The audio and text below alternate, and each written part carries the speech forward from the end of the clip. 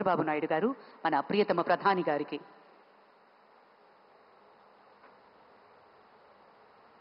ప్రత్యేకించి కలంకారి నేత మన మూల విరాట్ అయినటువంటి విశాఖపట్నానికి చెందిన లక్ష్మీ నరసింహస్వామి జ్ఞాపికను బహుకరిస్తున్నారు ఈ శుభ సందర్భాన. అలాగే మన ముఖ్యమంత్రి గారు యోగా ప్రాముఖ్యతను ఎప్పుడూ ప్రోత్సహిస్తూనే వచ్చారు.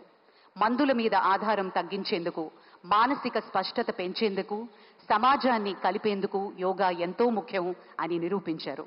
గౌరవనీయులు ఆంధ్రప్రదేశ్ ముఖ్యమంత్రి వర్యులు శ్రీ నారా చంద్రబాబు నాయుడు గారి అమూల్య సందేశం.